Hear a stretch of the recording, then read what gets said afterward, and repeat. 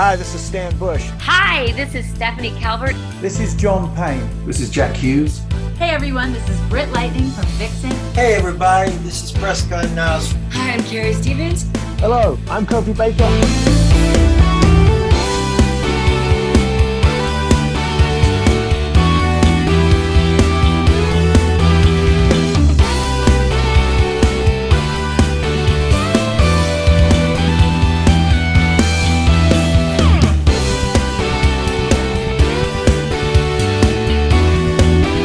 You're listening to Play That Rock and Roll.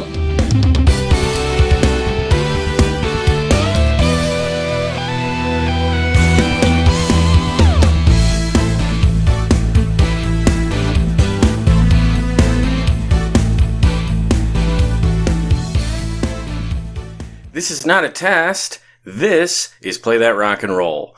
I'm your host, Joe Kay, and today our guest is Anita Gevinson, author of the book You Turn Me On, I'm a Radio, My Wild Rock and Roll Life. You Turn Me On is her memoirs, which includes an account of her relationship with Warren Zevon.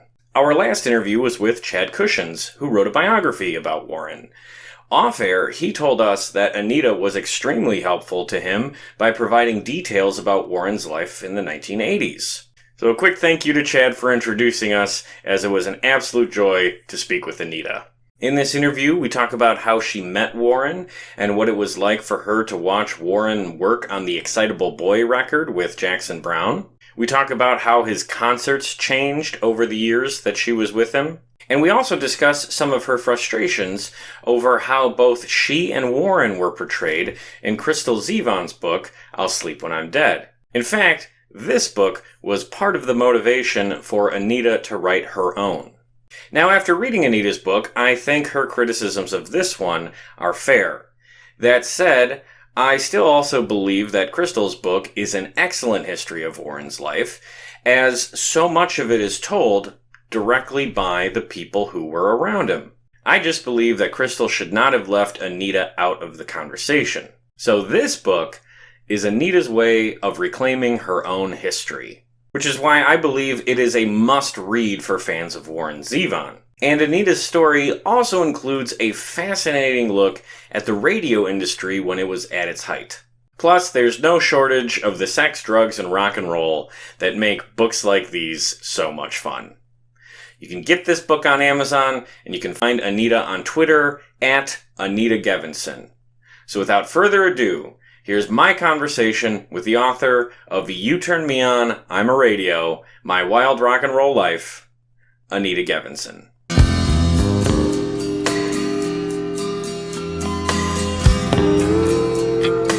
One of my favorite memories of why we did our series about Warren was learning all of the, hilarious stories about him over the years, particularly one I remember from Chad's book, which is, by the way, how you and I met, which is awesome. Right. Shout out to Chad for that.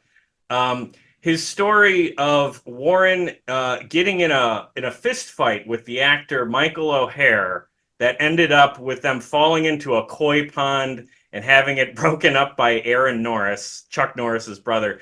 That on our podcast, we laughed so hard about that story. And I wonder, did Warren ever tell you that story? I knew that story. He must have told me. It must have happened when he had left Kim, because I knew she introduced him to Chuck Norris. Okay. I'm sure that was the story. In fact, I have a photo of that someone took of Warren and I in an airport, and across the table is our new road manager, Ron Moss. And Warren had a phrase where he would say to me, "Don't stop me if I've told you this before." So I wouldn't, and he would tell me again. He didn't care. So, and because he was a great storyteller. Yeah. So the picture catches us in, obviously I'm looking at him because I know what's coming, because I've heard the story before, and he's telling Ron Moss. So I'm sure he told me that story along with so many others. I mean, just the stuff that went on the road. What are the ones that make you laugh the most when you remember them? Well, George Gruhl, who is hilarious. Yeah. He he was really overburdened. He was bus driver. He would get a room next to ours, and he would field phone calls from Kim, and he would, or get us on the bus on time and drive us to the location. He did everything, and we didn't, especially Warren. I guess he just never really appreciated it. And one morning we wake up in the back of the bus in a parking lot of one of the hotels that we're going to check into, the Howard Johnson's or the Holiday Inn, and George is nowhere to be found. And Warren's like, that's so typical George. I mean, man, I'm waking up from my drug haze, and I don't even know where I am. And we start really bad-mouthing George about how, where is he? And he's probably out getting coke, and we kind of hoped he was. And, all of a sudden we realized, man, it's really late. How long have we been sleeping in this parking lot?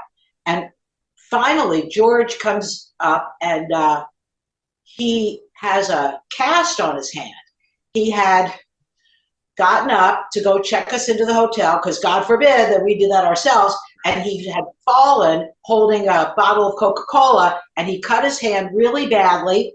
He went to the hospital. He got it stitched up. He came back. He never said a word. And we were like, oh, sorry. And then later on, the three of us just sat and laughed. In fact, I used that story for the forward of the book that George wrote. Yeah. About with his, Lawyers, Guns, and Pictures, or whatever it was called, and photos. And yeah, we laughed about that all the time. And also, this is terrible, but we did so many shows in so many colleges, night after night after night, that and we had a lot of inside jokes between us. And I would sometimes, because I was the sports guy, he was all about clothes, and he had like a strong feminine side, and I was like the sports guy. I had the, I would fuck this and fuck that. Warren never cursed, and really?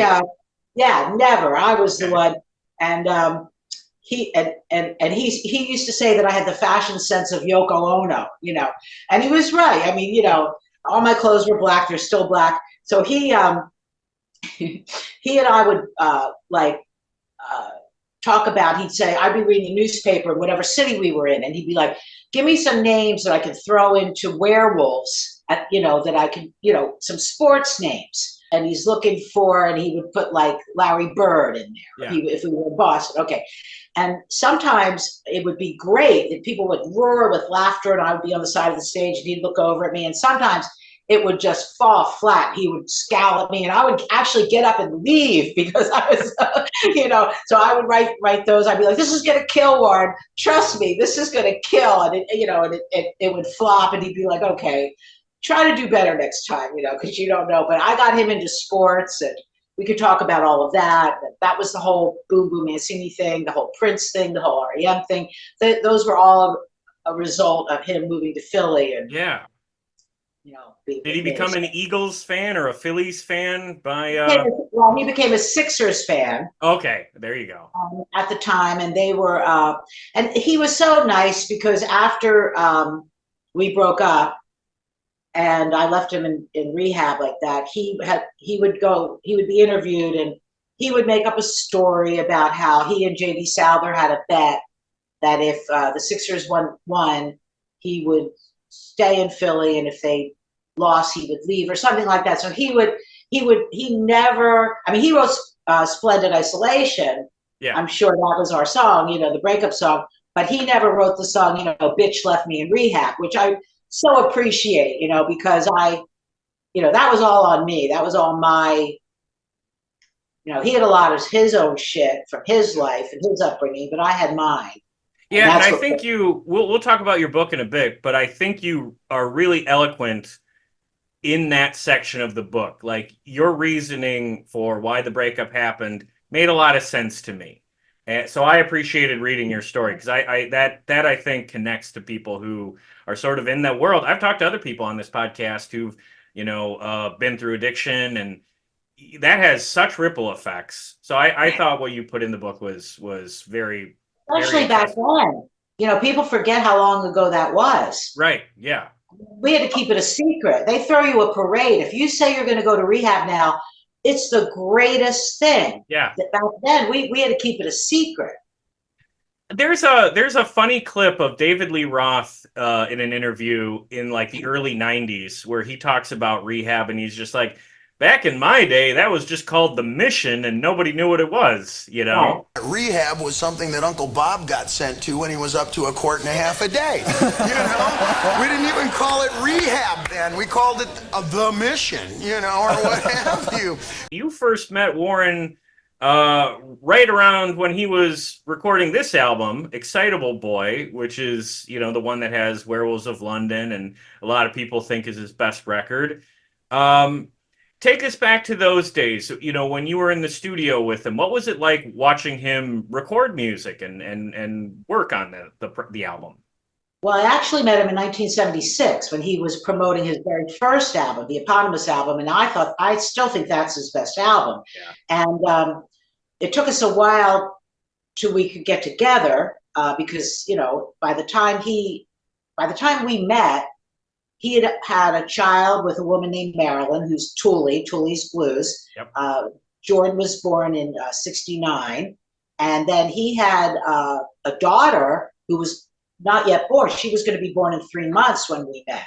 Right. In '76. So he'd already had 2 kids with 2 different women when I met him, and I had lived this, you know, hippie life, and, you know, I had grown up with the pill and changed everything, and, you know, I was just rudderless. I had no idea what I was going to be or what I was going to do, and I met him, and it was like, even though I had a couple of relationships before that and met amazing people, there was just something that happened between us that was just unbelievable. We're like, what are we going to do? We couldn't really do anything about it until '78, and that's when he was recording Excitable Boy. And I had just gotten into radio at that time. I think I had a weekend show on the R&B station. It wasn't even classic rock. Right. And he called me from Los Angeles. He was living in that apartment building that you see at the end of Annie Hall when they're at the Source and there was an apartment building there. That's where he was living, and Sunset Towers. And he called to tell me that he was divorced. Actually, he was getting a divorce, but he said he was divorced, and he asked me to come out and see him. And I was going to a bar mitzvah in Northern California, ironically, just the same weekend, you know, yeah. And okay, I'll come out. So I went to the bar mitzvah, and then I flew into Burbank, and I met some girl on the plane. She drove me to his apartment, and I knocked on the door, and he answered the door on the phone he was vacuuming his apartment, and it was like it looked like there had been an explosion, and he just went like, "Come in," you know, and I was like, "Okay." And hung up the phone, and he was, you know, running around trying to fix things up. And he said, you know, tomorrow I'm going to go to the studio. You'll come with me. And I was like, sure, okay. So we woke up in the morning, and we go to the garage. And he's got this great big car, this giant Chevy or something. We get in, and he was very tentative driving, but I didn't realize it. You know, he hadn't driven in a long time. Nobody would let him drive. But we pulled into the studio, and I see Jackson Browne unloading stuff out of his car. And I was like, oh, okay. And we go into the studio, and it's just the 3 of us. Excuse me. And sitting next to Jackson, and Warren goes into the vocal booth. And I actually got this wrong in my book. He had already recorded Hasten Down the Wind, and he was going to record Accidentally Like a Martyr, because that's what's on Excitable Boy, right? That yeah. I always get them confused. Which one is on which one? Accidentally Like a Martyr. Okay, right. Okay, so and you know, he has to hit that note. Yeah. And, you know, never thought I'd have to be so lonely. Okay. So I'm sitting next to Jackson, and Jackson says to me, Warren drove here? And I said, yeah. And he said, wow. And I said, oh, you know, I thought, well, that's strange. And he said, he drove here. And I said, yeah. Okay. So gets in there, and I think they used that take, if I'm not mistaken. It was so perfect. It was just so Jackson looked at me and he was like, wow, that, you need to hang around. I was like, well, okay, and I thought that was a weird thing to say. And to be there at that moment and to hear that song, and what happened is that he didn't have enough songs for that record. He used to say to me, he'd say, you get your whole life to make your first album. Yeah. And Oh, then yeah. and then you get 6 months to make your second album, and he didn't have enough songs. So Jackson forced him to go back into the studio, and Warren reluctantly cut Tenderness on the Block? Yes. There we go. Yeah, so Warren didn't have enough songs, so he and Jackson on the spot pretty much wrote Tenderness on the Block. I think they had gotten together one night, and it was mostly, and when you think of that song, it's really not a Warren song, it's more of a Jackson song. It's too gushy, to be that is true. It doesn't quite have like a dark edge to that song. It's a very sweet song. Yeah. Tenderness. What was their friendship like? What did you witness? How did you see them interact with each other? What did you notice about that? Well, everybody thought that Jackson was Warren's best friend, but he really wasn't. He was his biggest, promoter, and he really believed in Warren. Yeah. But Jackson had gone through a terrible, terrible tragedy when his wife committed suicide. Yeah. And Jackson was, and I have no reason to believe that this story isn't true. Jackson is the kind of guy that you just can't read what's going on, and he just gets up like the Pretender, and he puts his dark glasses on, he goes out, and he does it again. He was that guy. And Warren was so emotional about everything, and that really used to put Jackson off. He never understood why Warren was just so hysterical about everything, because he hadn't gone through the same kind of tragedy that Jackson had. And I get that. My mother got that way.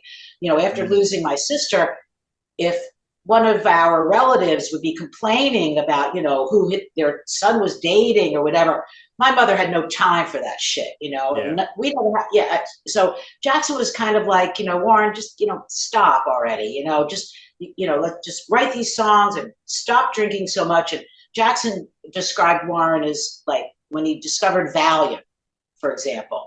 Everybody would take a Valium. Warren would take 5. And then he'd say, Warren, why did you take 5? And Warren would say, well, 1 felt good, but I figured 5 would feel 5 times better. And Warren would just go, Jackson would just be like, So they had like sort of almost like a love-hate relationship where he loved him, but he hated the way he was. He hated how he couldn't get out of his own way. And, Jackson, he can be a little holier than thou. He can be a little pedantic.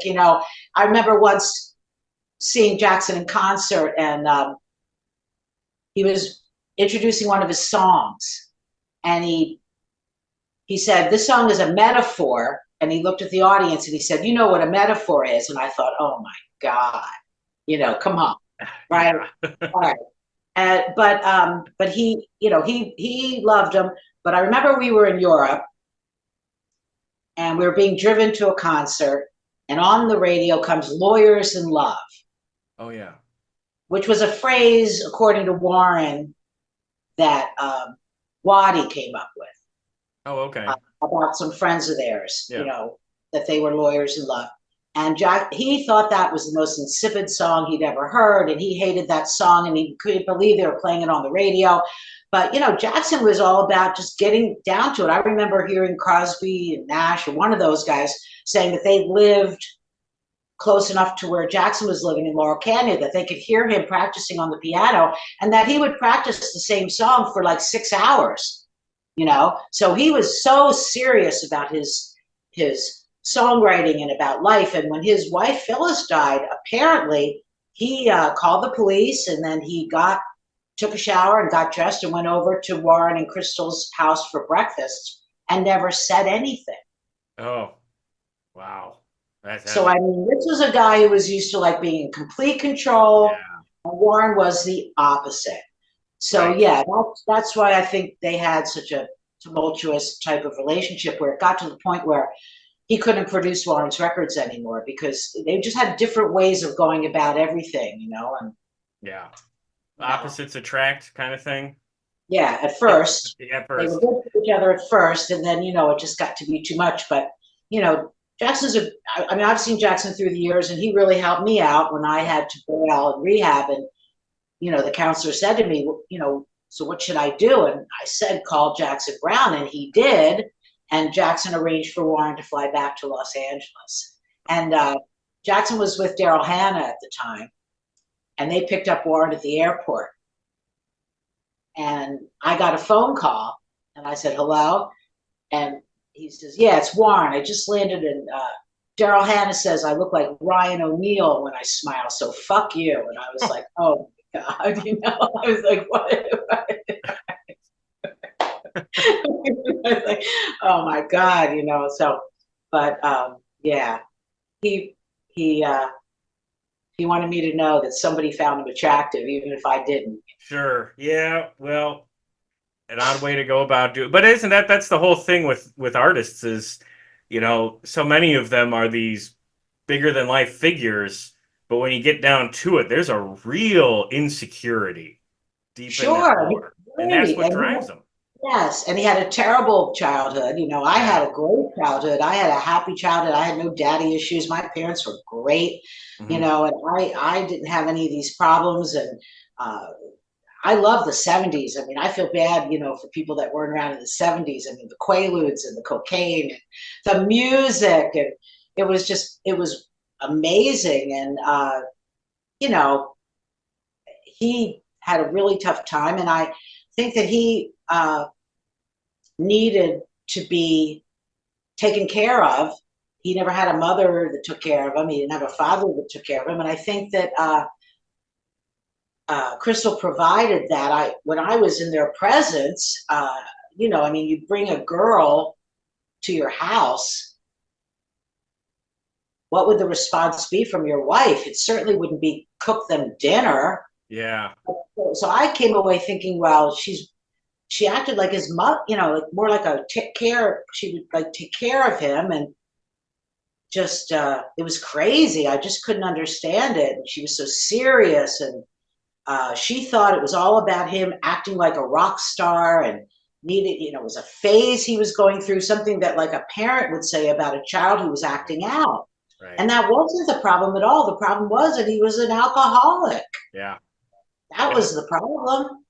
And but I think he wanted her to leave him. I don't think he had it in him to leave her. I think he wanted her to act out so that she would leave him, which she eventually did. And I think that that's what happened. Their daughter, it got to the point where they were estranged, but they didn't have to move to Paris. Yeah. Warren would say to me, she went into the lawyer's office and she said to the lawyer, where's the most expensive place to live on this planet? And he said Paris, and she took off. So they moved to Paris, and that means that he is not going to see the daughter at all. And then you blame him for not seeing the daughter, but you're in Paris. And then, he felt guilty. So we sent her cassette player for Christmas to Paris. And what did she do? She recorded 3-year-old Ariel, the daughter, crying, I don't know my daddy. I don't know my daddy. And she sent that cassette to us. And he heard that, and he disappeared to the bedroom for 3 days, with a bottle in each hand. I'm thinking, what is she doing? Why is she doing this? And it was beyond. I felt it was beyond cruel to do it. I really didn't understand, what did she think that was going to achieve? And he would get so guilt-ridden. Yeah. So upset about it that he had to block it out. So it was always about money. And he used to say to me, we're 4th and 5th for the money. It's Jordan and his mother, it's Ariel and her mother, and then me, and then you, so, and we never talked about money. I was making money as a disc jockey, but We never talked about money. We never worried about money. We should have, because at the end of the tour, he was in the hole. And I know we bought too much cocaine, and I know that, but still, to think about who his peers were, Don Henley, sure. J.D. Souther, and Jackson Browne, and they were all rich and successful and handsome, and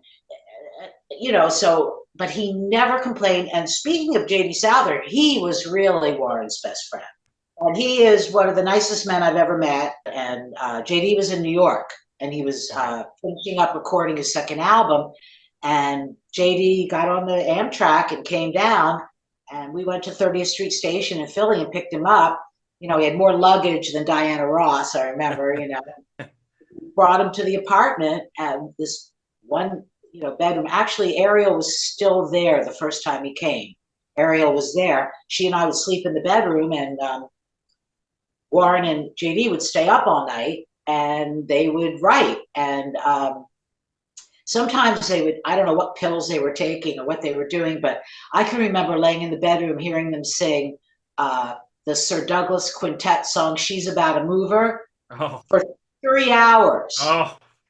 Well, I was walking down the street, Warren, JD, and I would be like, oh no.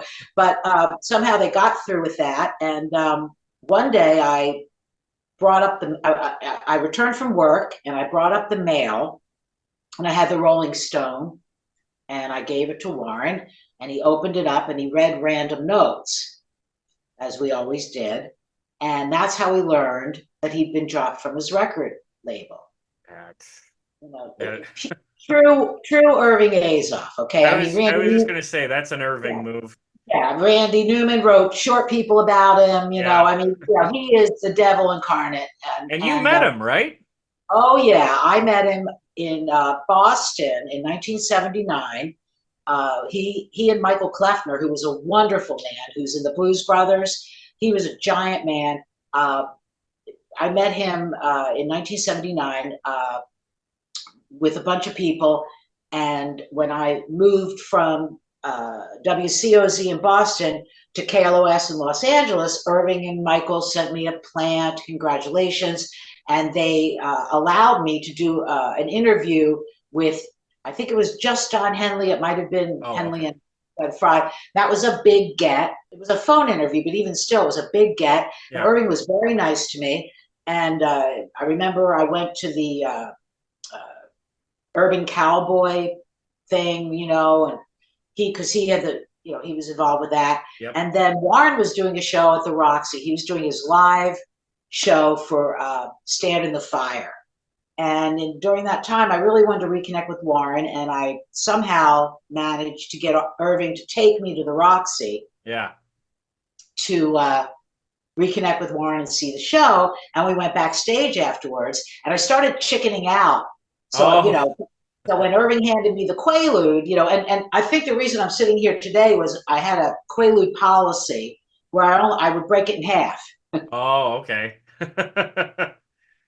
So you only did half. It only did half the damage. It was perfect for me, and it just loosened you up. It didn't make you like Sure, and sure. So I took the half of Quaalude, and still had to be kind of helped backstage by Irving.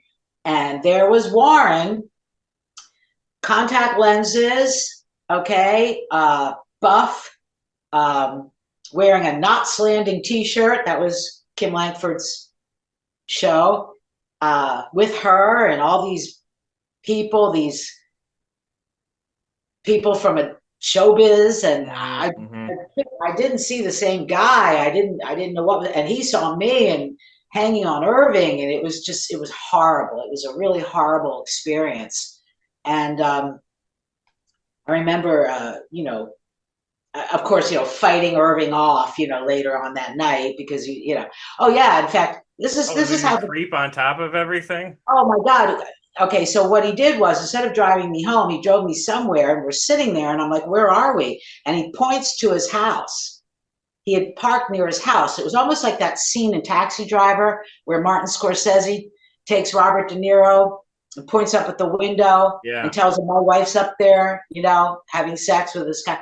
It was like that. And next thing I know, because I was kind of like in and out of it, I was like, so that was the end of Irving and I. But yeah, so Warren reads that he has been dropped. Yeah. And he is just despondent. And luckily, he calls JD, and JD comes back, and they wrote Trouble Waiting to Happen. And the original lyrics were, girlfriend brought home the Rolling Stone. Oh. Not mailman brought me, but we had broken up by the time he recorded. He just decided not to go that route. But that's how he found out. So JD showed up. They wrote Trouble Waiting to Happen. They wrote Bad Karma. And he kind of gave Warren confidence. And there was a European tour that had been offered to Warren. And he was like, I got no band. I can't. And I was like, but they don't know that you don't have a band. Right. And JD was like, that's true, And he's like, what should we do? I'm like, we should go. Well, it's just interesting to hear that even back only a couple years removed from, I would say, his 70s heyday, that he was struggling to have to tour with a band. Yeah, because that comes up again in the 90s. That comes up again up until really his diagnosis, which is really sad because, my friend Chris and I, who we've done our podcast about Warren, our great lament is that we never got a chance to see Warren in concert. And it's very interesting to read about the differences between seeing him back in the 70s, when he was a wild man and Stand in the Fire, times, versus what he later, figured out to do as a solo artist. So I guess you saw him both ways. Talk about that a little bit. What was it like seeing him back in the day and then in later years?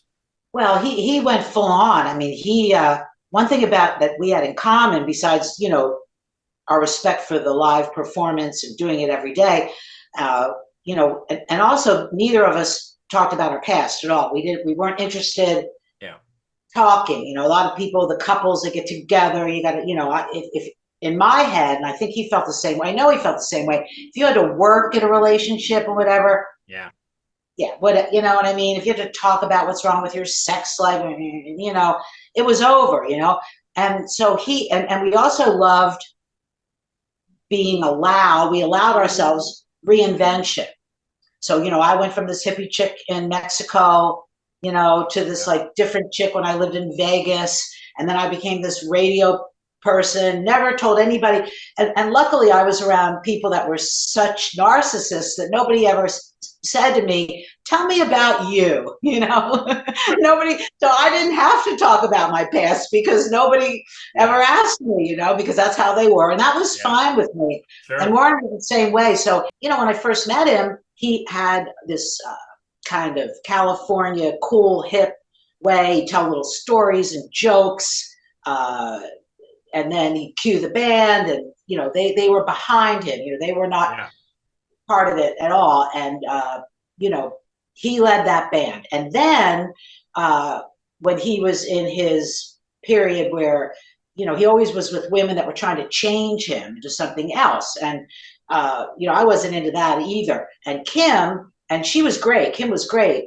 She tried to change him too. I mean, he went along with it, but she wanted him to look like television people work, like actors, movie stars looked, and live that way. And that's why he got the contact lenses, and he lost the glasses, and that he took dance lessons from the woman who taught Paula Abdul. He was getting into this ridiculous shape, and that was the whole thing with Bad Luck Streak and dancing school. That was that period. And The Envoy, where he's just, he looked like a different guy, and he would reinvent himself again. And this time, when he would stand in front of his band, he was like, he was dancing, and he was, he was sliding. He would wear these $3,000 suits, and he would dance, and so that was a whole different guy with that band, and that's what he did in the Stand in the Fire tour. He did that. So it wasn't a guy sitting behind the piano, Frank Sinatra style, smoking and telling stories. It was this John Travolta dancing, and that was weird. And then when I saw him, and there's a MTV show that they taped, I was there for with Z Deluxe. Okay. I don't know if you've ever seen it. It's on YouTube, the whole show, where he's playing with his band, and that was the most real that he was, I thought. Okay. And he was incredible. He used to do a cover of Cadillac Ranch. Oh, nice. And he literally would jump on the piano. He was like Jerry Lee Lewis. I mean, seriously. Because he still had that training from those dance lessons. But he would do that. It was incredible. I mean, he was so physical. And that song that I can't really listen to, Nighttime in the Switching Yard. Yeah. The kind of the disco beat.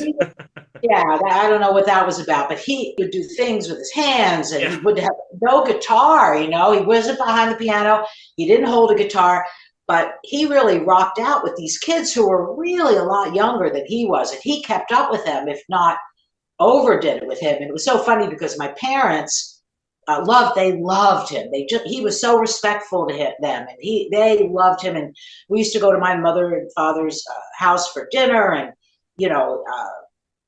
they would come to his show. And I remember this one vision I have where I think it was the Academy of Music show in Philadelphia, where my father, I looked over, and Warren would go off at the end of the show, and he would take off his shirt, and he would put on a black T-shirt, because he always wore the blue button-down shirt, and then he would put on a black T-shirt, and he would do an encore.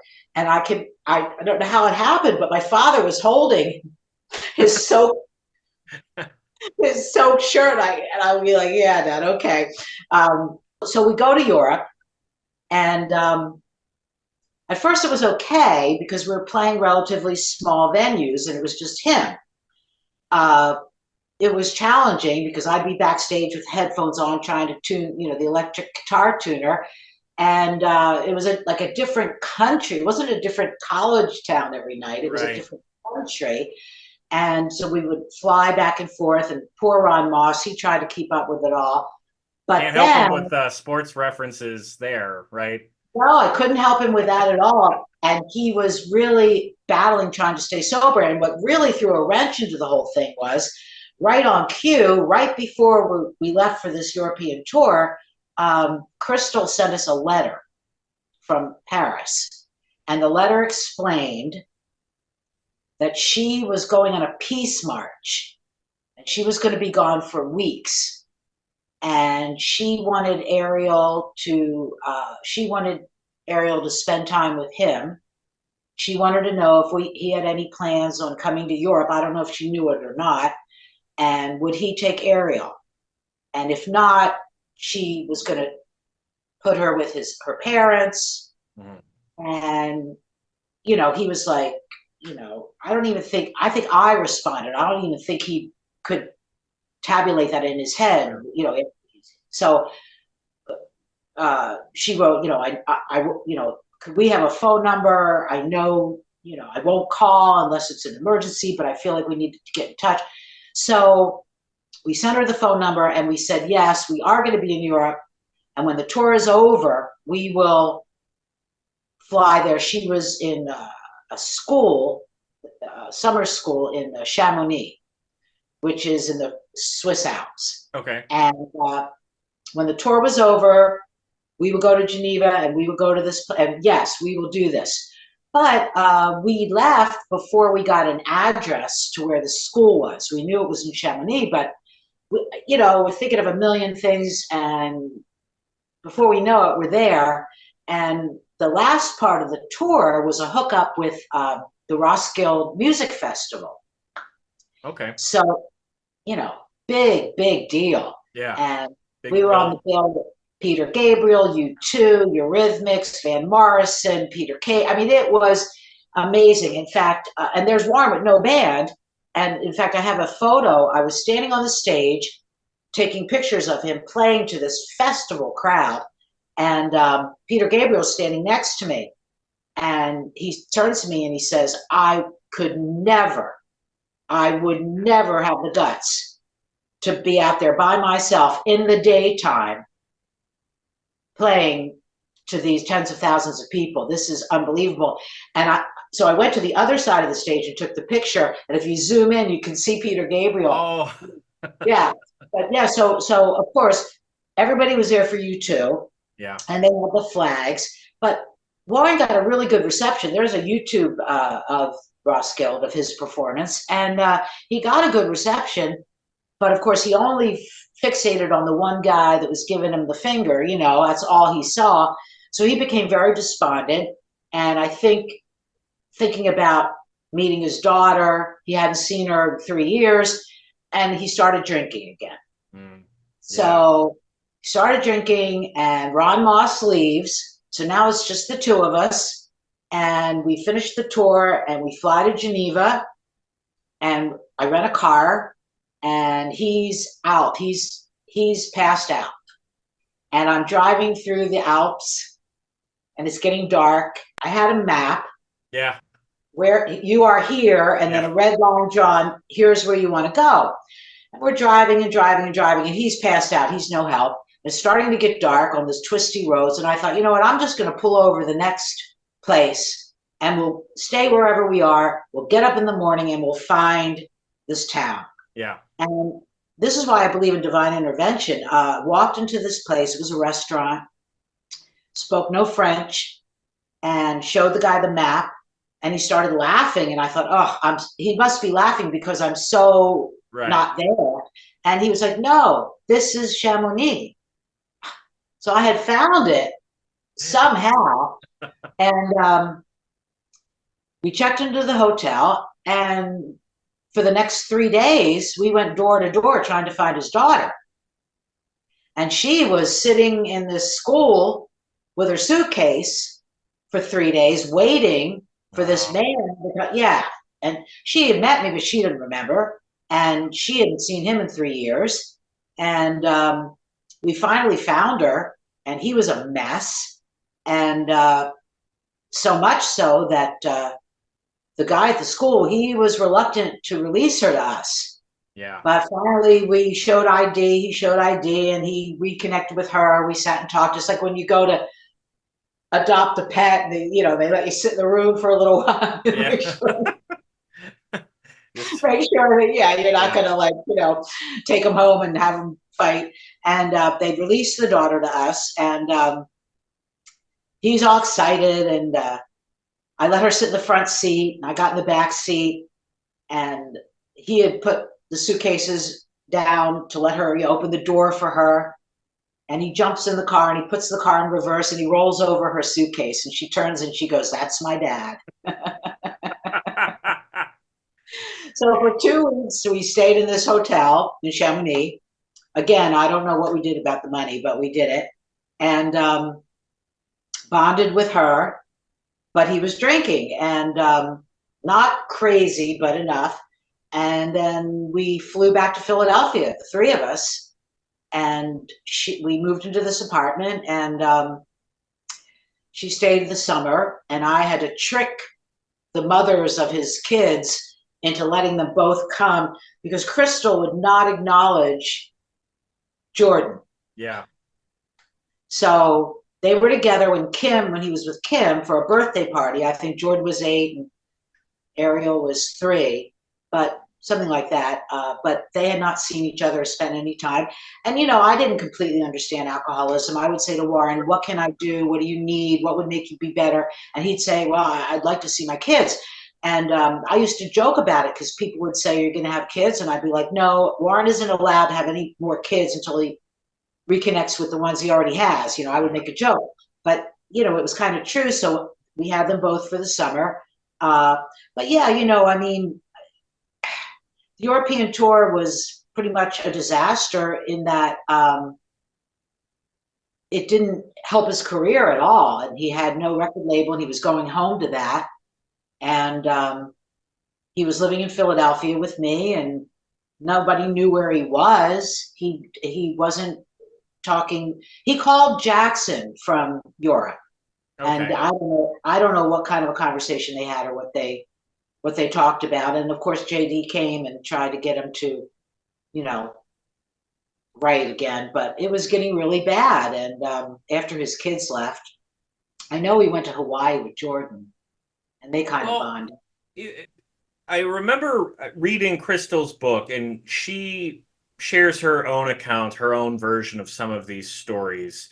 And I just wonder, you know, we talked a little bit about this before we started recording, is you have your accounts in your book, and she has her accounts in her book, and it does seem that maybe it would have been her book would have been better served had she just spoke to you about some of these stories. Oh, I was expecting her to. Right. He was so nice to every waiter and waitress and my parents and respectful. I never saw that side of him at all. I mean, drunk, sober, you know, never, ever, ever, ever, ever. And that was another reason that I was so shocked about Crystal's account of everything. I'm not saying that it didn't happen to some degree, but you know, she describes when she came to Philadelphia to pick up Ariel, we had to force her to come to Philadelphia. She wanted to put this 7-year-old on a plane by herself. Yeah. We were like, no, you come and get your daughter. And I was really upset because, you know, she would only eat pizza or fried chicken as kids, you know, would do. And she had gained weight. And I was kind of upset. I thought, you know, that's what Crystal was going to be mad about, was that her daughter had gained weight. So, you know, when the book came out, remember Borders bookstore, you know, you'd go there to buy your books. And I went into the local Borders. I was living in LA, and I opened that book and I saw it. I didn't really care what she wrote about the botched menage, you know, or any of that stuff. But when she started talking about how she went to Philadelphia, she acted like we asked to see Ariel. You know, we took her because she went on, and she left for that peace march not even knowing if we knew where her daughter was or how we were even going to find her, and didn't even reconnect with us to find out if we had found her. Never called the whole time that she was with us, not one word. And then she had to be forced to come to Philadelphia to pick up Ariel. She comes to Philadelphia bearing gifts, perfume for me, and she intimates that she would like to hang out a little bit. Well, those days had passed. Yeah. That was not happening. And I booked a dental appointment that day because I just thought, you know what, shoot me up with Novocaine because I'm going to need something. And, you know, I'd go back from the dental appointment and she's there and she gives me the perfume, and it was very tense. And finally, they walked outside, but there was no confrontation in Rittenhouse Square. He didn't hit her. That did not happen. And I couldn't understand why she would write that. So yeah, when I heard that he was dying, you know, we had seen each other, but it hadn't worked out. So in the 90s, you know, I had seen him, but I couldn't make that call. I just couldn't call him and say, so you're dying, what's that like? Right. And I carried it around for about a month. And then finally, I did attempt to call. And somebody was screening all the calls, and they weren't going to let me through. It wasn't Crystal. I don't know who it was, but it wasn't Crystal. And that's the other thing, you know, if she was his best friend through life and she was there till the end, where was she? Yeah. She wasn't there when she died, at VH1 documentary, which, by the way, when I finally did connect with him and he did call me, he told me that girl that was his girlfriend in the VH1 documentary, he figured, you know what, he's dying, so he's going to wear leather pants and he's going to get a girl that looks like that. And that's going to be his girlfriend. It's going to be, you know, so he met her. She was an airline hostess on a plane. And, you know, she didn't even speak English very much. He said that was to his advantage. Sure. And, you know, he got photographed by Neil Preston in those leather pants. And, you know, that's how he wanted to go out, like Jim Morrison. But, you know, so I couldn't get through to him. And then finally I emailed him with our code. We had code names for each other because he always thought that I resembled Susan St. James from Macmillan and Wife. I don't know if you remember that show with Rock Hudson. And her name was, she called him Mac, and her name was Sally. So we became Mac and Sally. So he would leave me notes from Mac to Sally. So I emailed him, or I left a message, I think it was. I got his email just because the radio station in Philadelphia was doing a tribute to him. And they interviewed me, and he read it, and he emailed the publication that it was printed in, and he spoke very highly of me, very nice about me, and his email was Snook Boy or Snooky Boy or something. Okay. So I had the email address, and I emailed him at Snooky Boy from, to Mac from Sally. Anyway, it got through, and he called me. I came home from work. My mother was living in the condo that I had, and she said, Warren called. And I was like, really? And she said, yeah, we had a nice chat. And I was like, okay. And she said, oh, and he's going to call you in like 20 minutes. So I had no prepared time. And I know it's hard to believe, but I couldn't say a word. And he just said everything that I had ever wanted to hear him say. And I'm not kidding myself. I'm sure he made several of these calls, okay? Yeah. It's kind of like the stories, surrounding the song Reconsider Me. Yeah. Crystal swears it was for her. Did he tell her that? Probably. Wouldn't you? Okay. But I know when he wrote that song, and that song is about someone leaving him, okay? And that was me. And there's a anthology that came out, I think Giant put it out, where he had no say in it except that he could write little blurbs about all the songs. And for Reconsider Me, written in Philadelphia, I remember the night that he checked himself into a hotel and he wrote it. And he wrote, she did ... too late. So I knew exactly what he was saying, okay? That doesn't apply to her. It doesn't apply to anybody else. But do I believe that he told her that? But why she didn't think, well, he must have told a lot of people that, but she never thought that. She always thought, oh, I'm the only one. So that was a little gullible on her part, but I get it. So yeah, we had an amazing last phone call. Yeah. And yeah, it was the saddest thing ever. And But it brought you some peace? yeah, a little bit. Good. A little bit. Yeah. Yeah. Well, I'm sure it brought him some peace too, I mean, I think that's part of So yeah. maybe the only silver lining about getting such a bad diagnosis is that you do have some time to make amends and say goodbye in the way you want to, because most people don't. Right, because he didn't do that in the traditional 12-step program way. Yeah. And to be honest, when he went into rehab, I was shocked. I came home one day and he had his bags packed. I had never said go to rehab or anything. And he said, I'm going. And I was like, really? And so he went, and I get a phone call from the hospital, the St. Mary's, and in Minnesota. And they're like, you're on his sheet as the significant other, which means that you have to come check in. And I was like, me? Right. This is how I was like, I don't have a problem. I'm not an addict. I don't know what are you talking about? I don't need rehab. And they're like, no. You have to come and do the whole AA thing. And it's the first time I ever got drunk on a plane. Okay. Oh. I had pot in my suitcase. I was rebelling against the whole thing. And I got there, and it was horrible. They don't let you see the other person. Yeah. And the first couple of days, and I had to keep it a secret, so I had to lie to everybody about where I was going, including work, and I was a public figure in the town. It was ridiculous. Yep. And I get there, and they put me in these groups with all the wives and husbands of the people that are in there, and you're in a group, and one person told their story, and one person told their, and it was one horror story after another about how, if they didn't have the kids, or if they didn't have all these years invested, or if they knew any other way to live, they would definitely do it. And they got to me, and I said, my name's Anita, and my boyfriend's name is Warren. And they're like, wait, boyfriend? And I'm like, yeah. They're like, kids? And I'm like, no. And they're like, you see that door? And I said, yeah. They're like, run, don't walk. So between my feelings about rehab, and it was kind of stinging me that I couldn't save my sister, and I didn't think I could save him.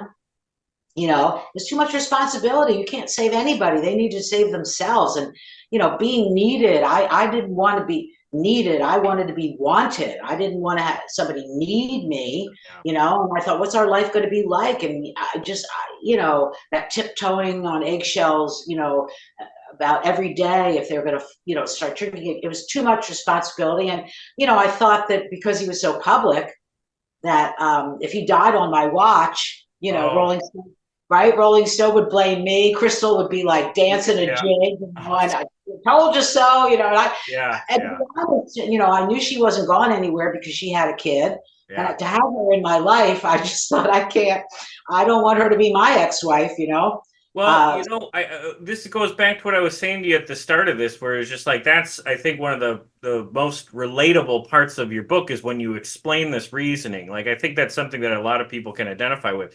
But on the note about Crystal's book, I wanted to say this before we were done. I thought it was pretty lousy of her to not even use your name. I noticed that in all the pages in the stories, it's the DJ from Philadelphia, and I thought that was kind of low. People have asked me what, and reviewers have asked that question. Yeah. Big reviewers of that book. When first of all, I'm on the wiki page. Okay. Yeah. Right. Yeah. We were at the Edgewater. I don't know where you are in Wisconsin, but we were in Madison. Oh. And Okay. he proposed. The thing was, to me, marriage was so bourgeois. I mean, I never wanted to get married. I never wanted to be a mother, and everything about him, why he would keep getting married or keep getting engaged, I just didn't understand it. That was one side of him I'll never understand. But having said that, she knew all about this, and I heard she was writing a book, and I kept waiting to get the call. And the fact is that she contacted every other woman that he ever spent any time with, and she allowed them to submit a flattering photo and their version of the love story. And she even put an index in the back. It looked like they all died. It looked like they all died because she put the years that all these girls, first I looked at it and I'm like, did they all die? What happened? Because she put the years that they were together. I never got the call from her. And is that what motivated you to write your own book? Yeah. I mean, I've been thinking about it because I would go places and I'd play a game. Like I would get on the train to go to New York. It's an hour and 10 minutes from Philly. And I would play a game with whoever I would meet because I love the chance encounter. I love the stranger conversation. I love meeting people that I'm never going to see again. I'm a loner in life. I love that. I go on vacations alone. I love living alone. That's me. And I would try to see how long it would take after I would start talking to these people, they would turn to me and say, you should write a book. Oh, it happened all the time. I mean, between Mexico and Las Vegas alone, those two escapades in my life, and then becoming this DJ and meeting, the studio doors would open and, all my album covers would, be there. And I was a narcissist with low self-esteem, which Warren was too. So it was all about me, but I hated me. But it was about me, but I hated me. And I could never pursue anyone. I would never pursue anyone. Warren pursued me. He kept coming back. I kind of thought he would after I left rehab, to be honest, but he didn't. But, and I never pursued any of these musicians. Okay. They all came after me. I never went to the show, whatever, called them up or did any of that. Because I didn't feel, I was shocked when some of them I call them repeat offenders, when they would show up and because I thought the whole lore was a new, different girl. But, when you were with Warren, would you have to kind of beat off, say, girls who were well, it was funny. Yeah, well, it was funny because I had my own audience, my own fans. I even had a stalker. I had I had my own career. Okay. But when I was on the road with Warren, people treated me so differently. A guy would set up a folding chair and say, sit here, honey. You sit here and we'll come get you when the show's over. Mm-hmm. And when girls would show up and just push me aside, or I would get off the bus and they would yell, where's Kim Langford? And it got ridiculous. And he would never turn anybody, if somebody flirted with him, he was right there, nobody would ever know that he always responded in that way because he loved it. I mean, you talk to any guy and you ask him why they got into a band and they'd say to meet women, to meet girls. Every one of them will say that. And because he didn't look like Henley or JD or Jackson, when he was getting that same kind of treatment, and he had weird ass friends, the women that showed up for him. Oh my God. There used to be a girl that stood in Rittenhouse Square and looked up at our apartment. I mean, oh my, and yeah, I mean, they were not, they were not the same girls that went after the Eagles. Let's just put it that way. Oh, okay. Yeah. But he treated them like that, and he would always, I mean, I can remember there'd be a knock at the door and these girls would be there and I'd be like, how do they know our room number, Warren? And he'd be like, well, they asked. And I never thought they'd show up, but I was flattered. And, I downloaded the key, it was just something to write about or whatever. And even though he wasn't, neither of us were cheaters. We never cheated on each other. We never did that. It got a little ridiculous and it was turning me into a person I did not recognize. About 2 songs before the show would end, I would literally throw all the girls out from backstage. Okay. Yeah. And I started being that girl. And I didn't want to be that girl. I really, so that wasn't good. And that's why when I would go visit him or be with him on the weekends, like I would do my show Monday through Friday. I'd get off the air at 2:00, I'd go to the airport, and I'd fly to wherever he was, spend the weekend together, and then Sunday night or Monday morning, I'd come back. That was the perfect balance. Yeah. I was really not thrilled when he moved in with me. Yeah. Because it was all on me, and he was very needy. He needed somebody like a Crystal in his life. We both did. Who wouldn't want a wife? Who wouldn't want a wife to clean up, and make sure everything was done? We needed that. We both needed that. But it was just too much, and I had my own career things that were going on, and I had to be there every day. And and what also hurt me is that I took Ariel to work with me every day. Yeah, so I remember reading about that. I like that part of the book. It's very sweet. So for Crystal to imply that no one was taking care of her daughter, and to try to put me in that realm of like not child abuser, but to make that I'd be the type of person that would put the food too high in the cabinets for Ariel to reach it. Who would write such a thing? So I think, getting back to your question, that somebody said to her, if you're going to write this stuff and you use her name, she could sue you. Oh. Maybe. And I'm sure maybe in his diaries that she claimed he gave her, which I don't believe. I think she just took them, okay? But I think that maybe he did refer to me as the DJ, but that was his little pet name for me. Yeah. It wasn't, but to not use my name and not even call me when, of all those girls, there were some significant girls in his life after me, but not at the time where other things were going on in his life. There wasn't anything more significant. He wrote Boom Boom Mancini because I bought him a Ring magazine subscription for Christmas or his birthday, and my dad had a brother who was a professional boxer, and my dad and I watched the Boom Boom Mancini fight when he killed Dooku Kim. Yeah. And I told Warren about that, and I told him I wanted to watch Boom Boom Mancini. He'd never heard of him, and I was out doing a telethon for my radio station and called him from it, and I said, look, I'm going to be late. Hit the tape recorder for the Boom Boom fight. And the last words he said on the phone were, hurry on home. And when I got home, he had written half of Boom Boom Mancini. And he would go through my record collection at night when he was trying to write. And the whole REM thing, Andy Slater, who was a fan, and he was like a gopher at Virgin Records, he was a fan of Warren's. And he had gone to school, I think in Athens, Georgia, with members of REM. And he was an REM fan and a Warren fan. And somehow he got the phone number in Philly. And he called and kept calling. And I said, what does he want? And he finally said, he wants me to go work with these guys called REM. And I was like, REM is a great band. I never heard of them. And this was very early on, so it wasn't that strange that he'd never heard of them. But I pushed him to do it. And Andy kept pushing the guys at Virgin. And finally, they're like, why don't you manage him if you like him so much? Right. And that's how Andy Slater became Warren's manager. And you knew about REM because you were on the radio and you were kind of into what was going on. And I had the first album and I was in love with REM. still am. You know, I was listening to them yesterday. I mean, I still am. But the funny thing was, and I'll just show you this, and then we can wrap. But so he didn't know who they were, and I thought he really needs to go and do this. Okay.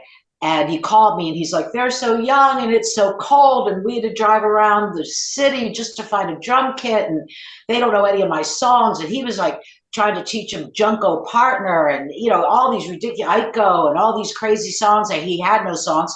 And they recorded Raspberry Beret, which I was laughing. And I think he had to do an interview. You know, that record was recorded years. He brought the tape home years before they put it out. That just sat in a drawer somewhere. So he had this, and it's a picture of REM, and next to each guy, he wrote what they did, what they played, and then next to Michael Stipe, he wrote lead singer wasn't there. Because so when he would be on the phone and they'd be like, yeah, who did you work with? He'd be like, well, I worked with, and he would read it off the from that piece of paper. Yeah.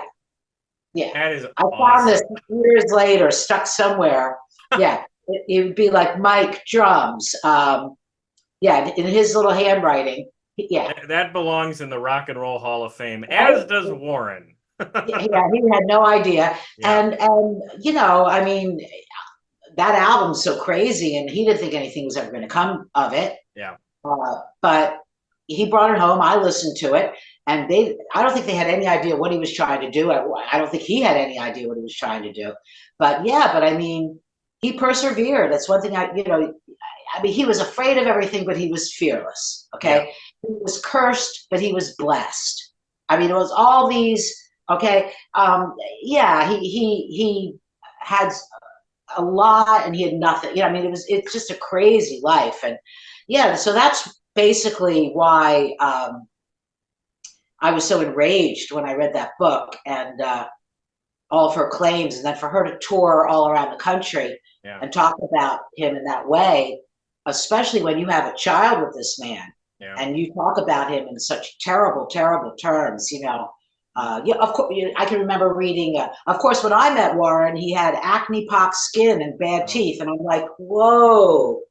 You know, and by the way, those were two of the things that he was the most upset about. I remember one night he would wake me up when he'd get these revelations. Honey, I just saw a video, the guy that does this. And he was talking about Talking Heads. Yeah. And he would wake me up and he would say, honey, I'm going to grow a beard. I have bad skin. I should grow a beard. And I'd be like, great, grow a beard. You know, they'd have these moments. And you know, so I just don't understand. I do not understand. Well, I'm glad that at least it gave you maybe the last bit of motivation you needed to write your own book, because I enjoyed your book quite a bit. And I think that's a good, for Warren fans, it's a must read. Because it tells the other side of the story. It puts your name out there. Your name is part of this story. Crystal, I think, made a big mistake there. And what I said to Chad is, you know, I always sort of feel a little hesitant about autobiographies from the estate or from the artists themselves, because those always run the risks of doing this kind of thing. Axe grinding, myth making. Well, they have an agenda. They have an agenda, not so hidden. You know, it's not a hidden agenda, but they do have an agenda. And you know, hell hath no fury, as they say. And she never got over it. She never changed her name back. She never to this day.